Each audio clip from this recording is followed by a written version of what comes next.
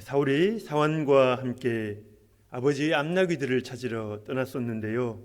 사흘 동안 열심히 찾았는데도 찾지를 못하자 이제 사환의 아이디어를 듣고 사무엘 선지자를 찾으러 갑니다. 이때 하나님은 이미 사무엘에게 사울이 찾아올 것을 미리 알려주시고 그를 왕으로 기름 붓도록 그렇게 이야기를 하셨죠. 사울은 아버지 심부름을 나갔다가 전혀 예상치 못한 상태에서 기름 부음을 받는 것입니다. 왕으로 기름 부음을 받게 된 거죠. 사울에게는 참 황당한 일이 일어난 것입니다. 사무엘은 사울을 돌려보내면서 그에게 일어날 세 가지 사건을 알려줍니다. 바로 이것이 하나님이 사울을 세우신 것이 맞다, 확실하다라는 사인이 되는 거죠. 그 당일날 이 세 가지 징조가 다 이루어집니다. 특별히 마지막 세 번째 그 사인은 사울에게 여호와의 영이 임하고 그가 변하여 완전히 새 사람으로 변화되는 것입니다. 오늘 우리 본문 앞부분에 있는데요. 오늘 10장 6절 7절 말씀을 보시면 내게는 여호와의 영이 크게 임하리니 너도 그들과 함께 예언을 하고 변하여 새 사람이 되리라. 이 징조가 네게 임하거든 너는 기회를 따라 행하라. 하나님이 너와 함께 하시느니라. 사무엘은 이 사건이 너에게 일어난다면 그때 기회를 따라 행동하라. 이런 의미심장한 말을 들려주거든요. 왕이 할 일이 무엇입니까? 적들로부터 이스라엘을 보호하여 구출해내는 일이죠. 다른 어떤 역할보다도 사령관으로서 장군으로서의 역할이 중요한 것입니다. 그래서 군사를 모아서 적들을 공격하는 것입니다. 왕으로 임명은 받았지만 전쟁을 통해서 그 승리를 통해서 그 능력을 증명해 보여야 하는 것이죠. 그래야만 사람들 앞에서 인정을 받을 수가 있는 것입니다. 그래서 기회를 따라 행동을 하는 말이 바로 이 뜻입니다. 필요할 때에 군사를 일으켜 적들을 공격하라는 것이죠. 사울은 이제 집으로 돌아오게 되는데요. 기름 부음 받은 이야기를 하지를 않습니다. 사울이 그 이후 군사를 모으고 전쟁에 나갔다라는 그런 이야기도 기록되어 있지 않거든요. 그렇다면 여전히 평범하게 소를 키우면서 농사를 지으면서 그렇게 살았던 거죠. 그리고 다시 오늘 본문이 이어지게 되는 것입니다. 그런데 이번에는요, 은밀하지 않습니다. 온 백성들 앞에서 왕으로 딱 뽑히는 그 장면을 보여주고 있는 것입니다. 오늘 장면이 우리에게 주는 메시지를 세 가지로 나누어서 한번 살펴보도록 합니다.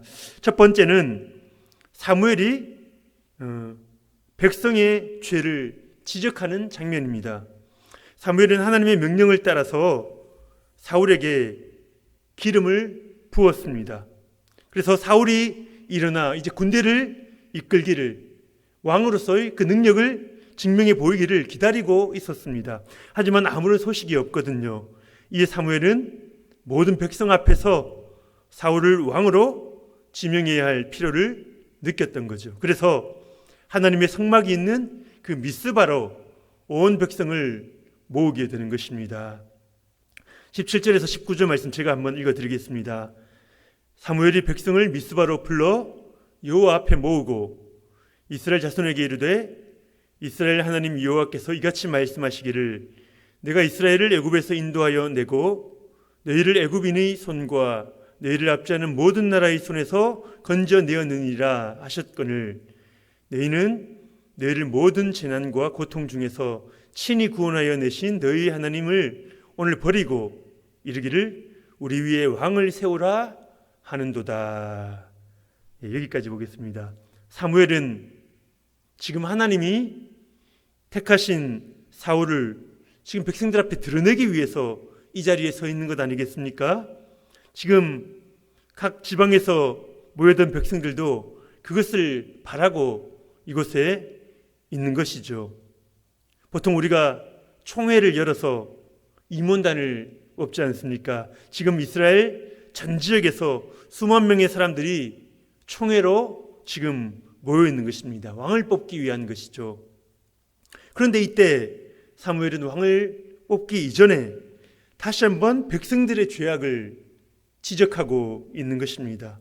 그 요지는 간단하죠. 하나님은 너희를 이집트에서 구원해 주신 너희 하나님이시다. 하나님께서 모든 적들에게서 지금까지 너희를 구원해 주시지 않았느냐, 보호해 주시지 않았느냐.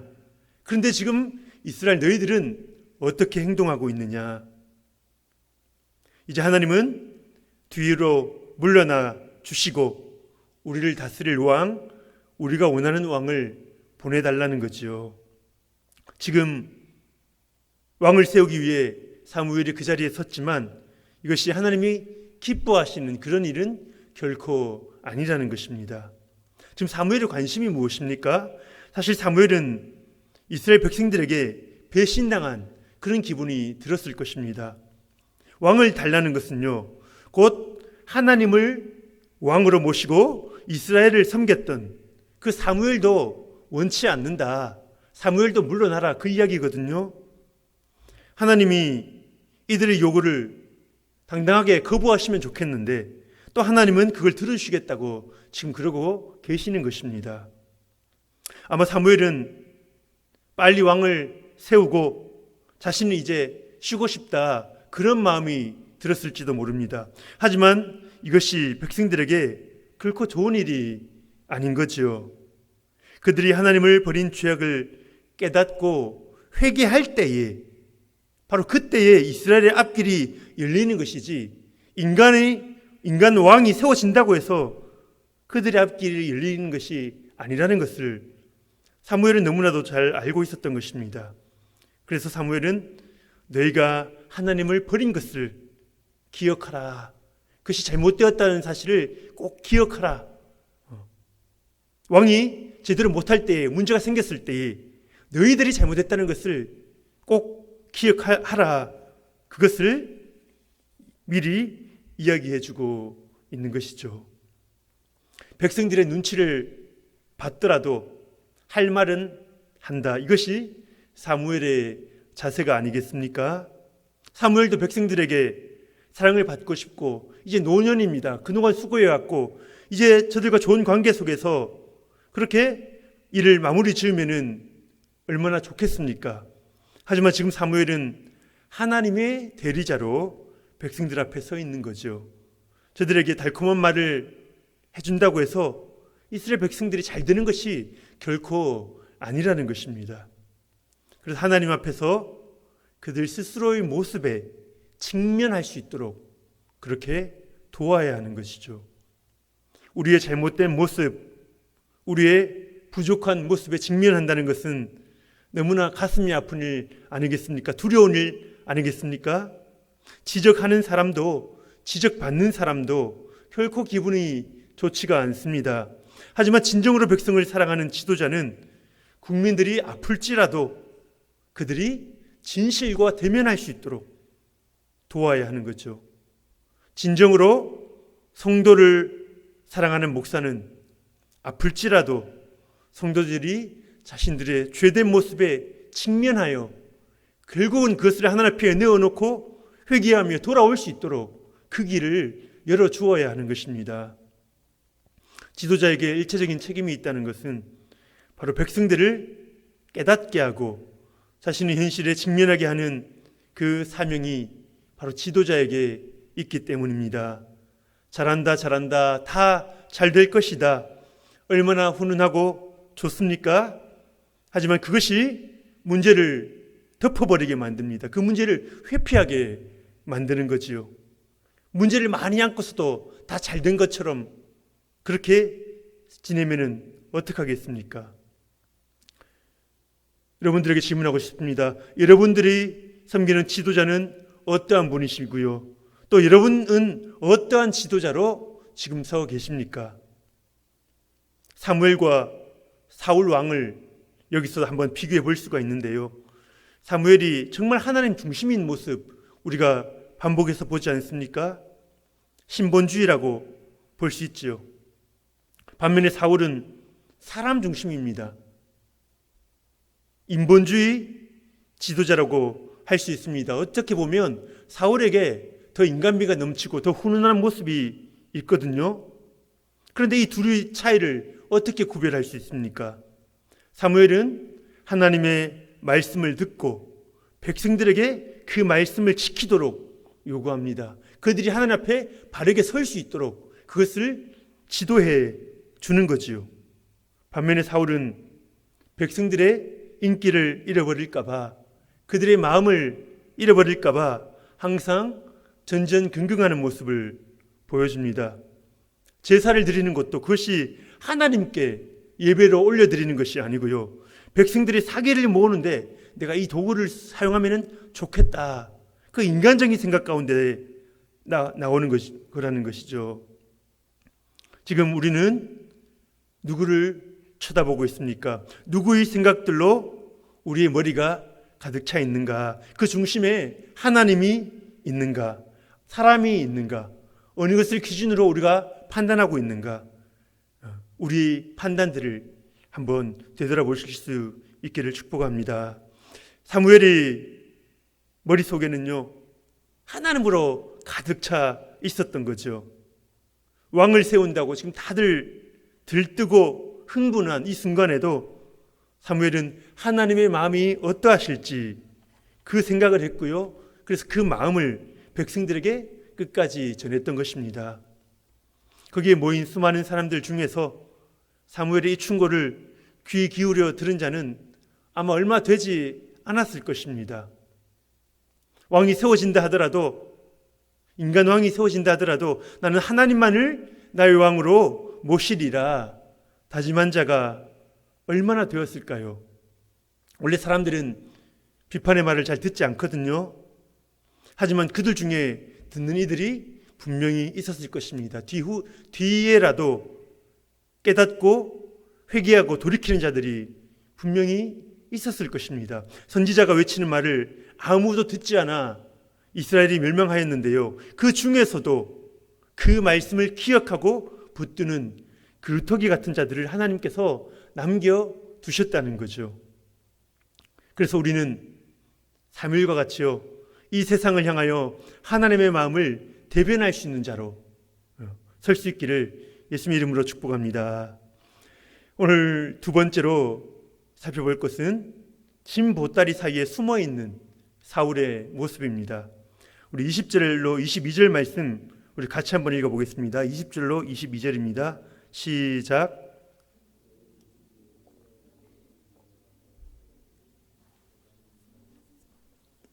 베냐민 지파를 그들의 가족별로 가까이 오게 하였더니 아들이 가족이 뽑혔고 그 중에서 기스의 아들 사울이 뽑혔으나 그를 찾아도 찾지 못한지라. 그러므로 그들이 또 여호와께 묻고 그 사람이 여기 왔나이까? 여호와께서 대답하시되 그가 진보따리들 사이에 숨었느니라 하셨더라. 사무엘의 말이 이제 끝나고요. 이제 본격적으로 왕을 뽑는 시간입니다. 후보가 참 많습니다. 몇 명이 됩니까? 후보는 각 지파에서 1000명씩 후보 12,000명이 첫 번째 후보에 오른 거죠. 방법은 제비 뽑기입니다. 12지파 중에서 먼저 뽑았는데 베냐민 지파가 뽑힙니다. 그리고 베냐민 지파 중에서 또 여러 가족들 놓고 뽑았는데 마드리의 가족이 뽑혔고요. 그 중에서 다시 뽑았더니 기스의 아들 사울이 딱 하고 뽑힌 것이죠. 사울의 이름이 최종적으로 불렸을 때에 사람들은 환호를 질러야 하지 않겠습니까? 그런데 아무리 찾아봐도 사울이 없는 것입니다.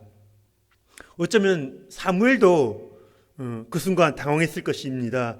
그들은 사울이 이곳에 왔는지 안 왔는지 그것조차 알 수가 없었거든요. 그래서 하나님께 묻습니다.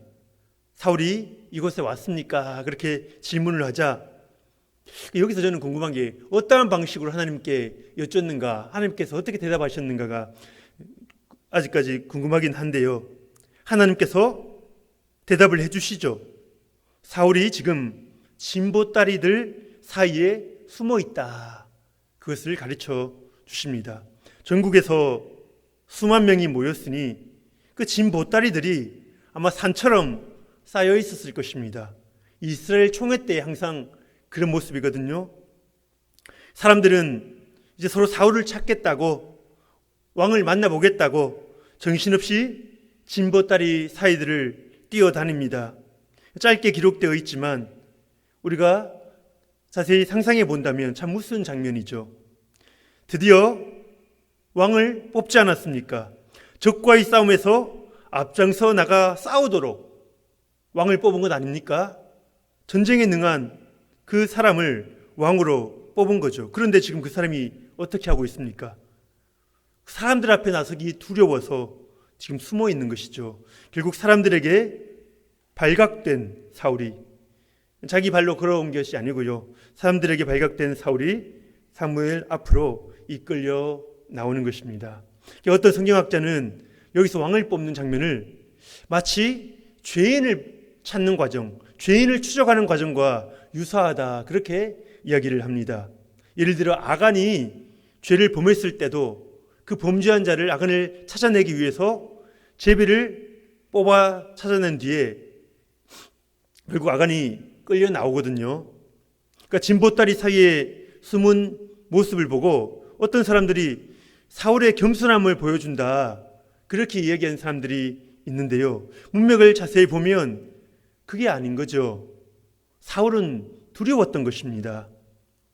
이전에 사울은 기름 부음을 받고 사무엘의 그 명령을 받았고 그 사인을, 그 징조들을 다 경험했지만 그는 군사를 일으킬 수도 없었고요.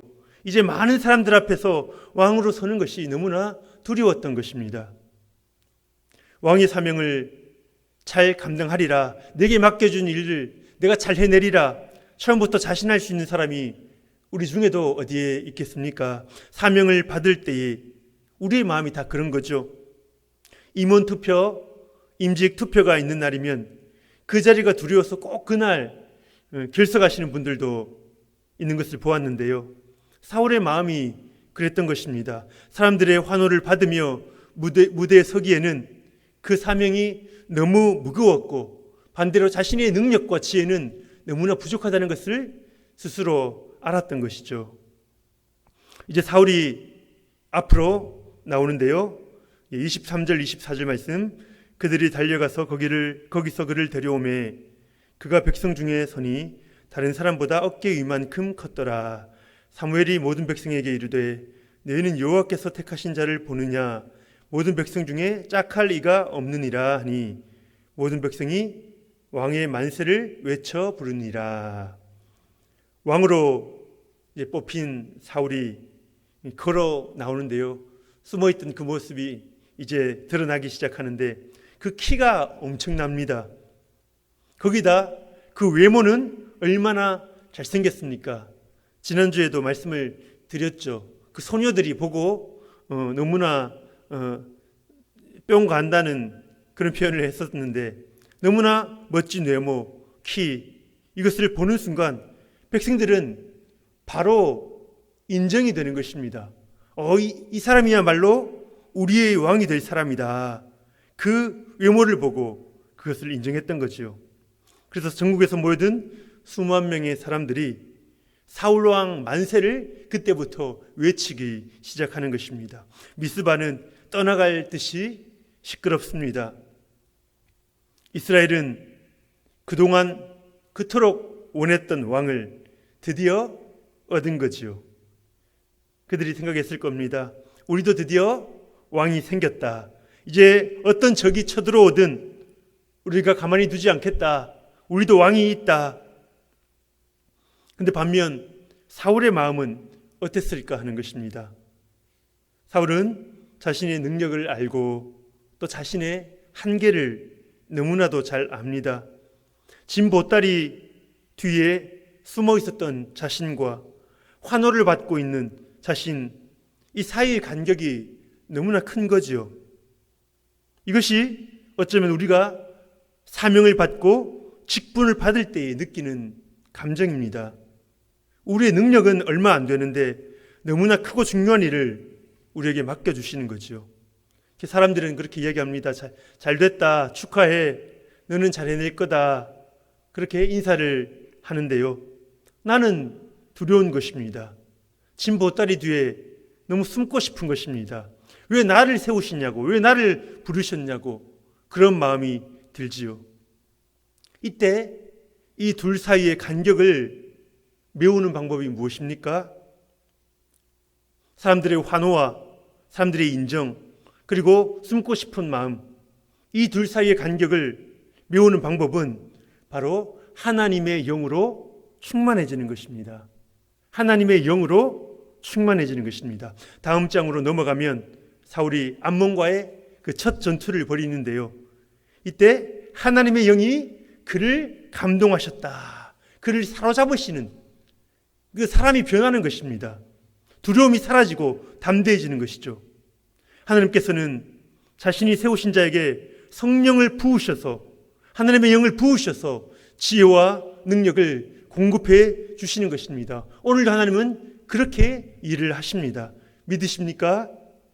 이러한 성령의 능력 없이 어찌 우리가 하나님의 일을 감당하겠습니까? 제가 설교를 할 때에, 우리 목회자들이 설교를 할 때에 성령의 역사가 나타나야 하지 않겠습니까? 우리의 힘으로 어찌 성도님들의 마음 가운데 영향을 끼칠 수가 있겠습니까? 전도를 할 때나 봉사를 할 때에도 성령의 능력이 우리를 붙들어 주시는 것입니다. 성령이 없어도요, 흉내는 낼 수 있습니다. 하지만 그 사역을 통해서 영적인 열매를 맺을 수가 없는 것입니다. 감동이 없고 생기가 없습니다. 생명이 없는 거죠. 하지만 성령이 우리 가운데서 역사하실 때에 그 하나님의 살아계신 그 능력이 우리를 통해서 나타나는 것입니다. 사람들이 우리를 보고 정말 하나님이 살아계시는구나, 보이지 않는 하나님을 성령의 역사를 통한 또 우리의 그러한 행동들을 보고 저들이 깨닫게 되는 거죠. 믿고 간구하는 자에게 이 성령을 주시겠다고 하나님께서 약속하신 것입니다. 그래서 우리는 이것을 믿고 간구해야 하는 것이죠. 우리에게 맡겨주신 사명이 너무나 무거우십니까? 두려우십니까? 처음에는 왠지 내 힘으로 될 줄 알았는데 하면 할수록 두렵고 무서운 느낌이 드십니까? 진보따리 뒤에 숨고 싶은 그런 마음이 드십니까? 사울에게 임하셨던 하나님의 영이 우리 가운데 임하실 것입니다. 우리가 간구할 때 하나님께서 채워주실 것입니다. 그것을 붙드시는 우리 성도님들 되시기를 축복합니다. 이 시간 마지막으로 하나님께서는 사명을 맡기실 때에 함께할 자들을 붙여주신다라는 건데요. 26절 말씀 우리 같이 한번 보겠습니다. 26절 시작.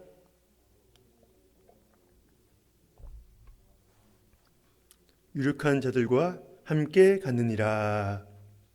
이제 왕 임명식이 끝나고 이제 다들 이제 집으로 돌아가는 이제 총회가 판 것이죠.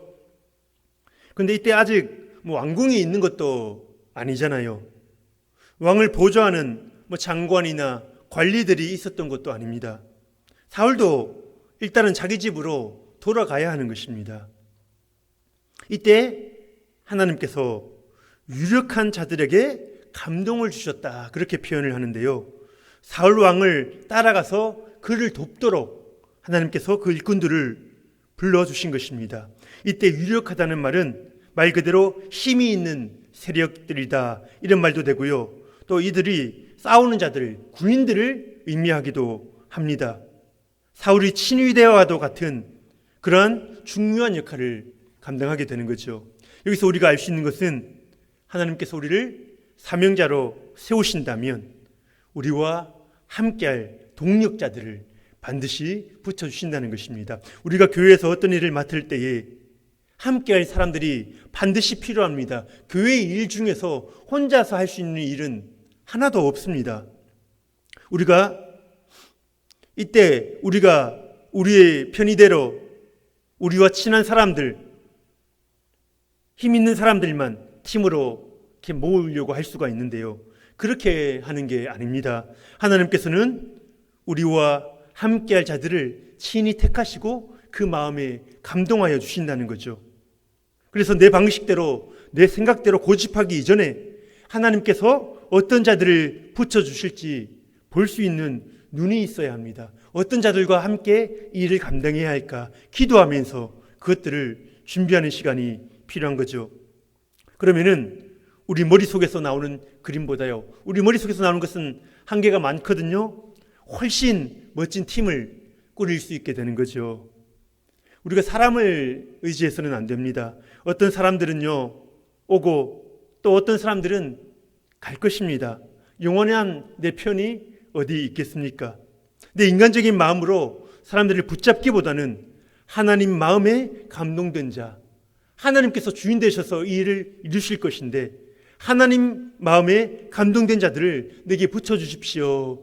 그렇게 기도를 드리는 것입니다. 우리가 하나님의 뜻을 구하고 하나님께 맞추려고 노력을 하면요, 하나님이 그런 같은 마음을 품은 자들을 우리에게 보내주시는 것이죠. 나와 그 사람, 두 사람이 짝짝꿍 뜻을 맞추는 것이 아니고요, 내가 하나님께 감동이 되고 또 그 사람이 하나님께 감동이 됩니다. 내가 하나님의 영으로 충만해지고 그 사람이 하나님의 영으로 충만해지는 것입니다. 그때 하나님의 뜻 안에서 우리 모두가 한 마음이 되고 한 팀으로 세워지는 것이죠. 그때는 내가 주인이 돼서 이끌어가는 팀이 아니라 하나님이 친히 이끄시는 그 팀이 되는 것입니다. 교회는 바로 그렇게 세워지는 것입니다. 하나님의 뜻과 비전을 온 성도가 함께 공유하게 되고요, 예배 가운데 그 성령의 충만함 가운데 그 꿈을 함께 꾸는 것입니다. 그 일을 이루기 위해 함께 수고하는 동력자가 되는 것입니다.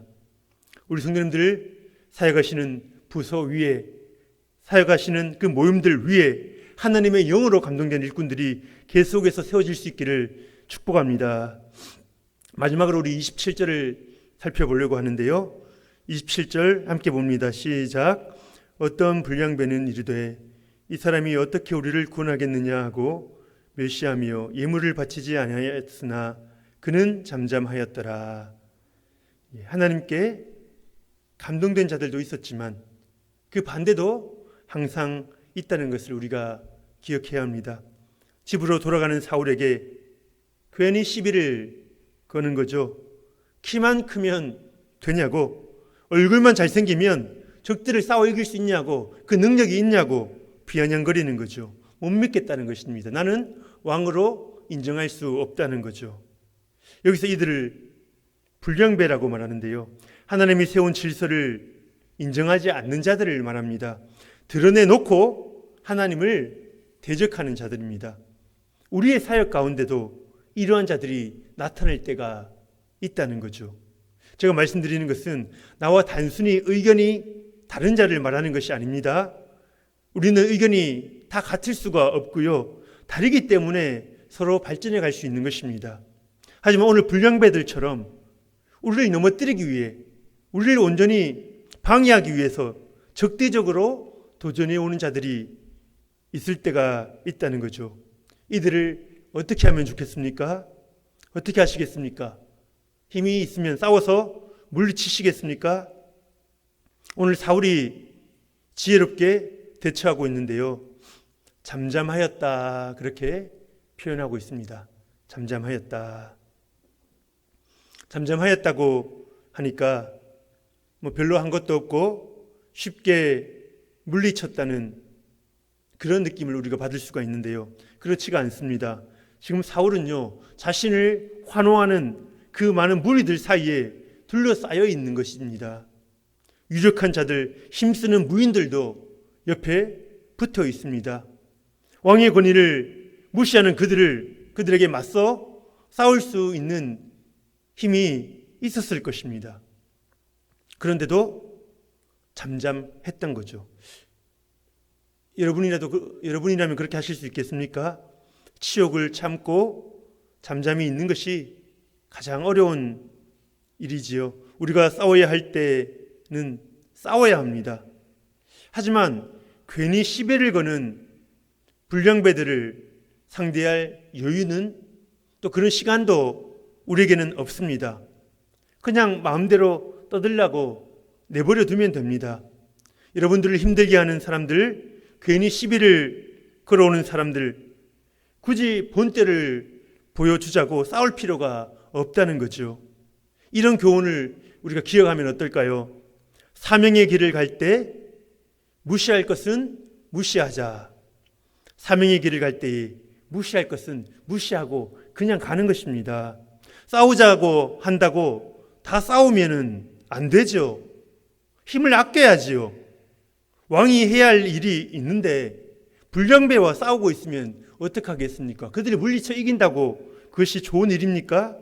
불량배 수준 되는 거 아니겠습니까? 왕이면 왕이 할 일을 해야 하는 것입니다.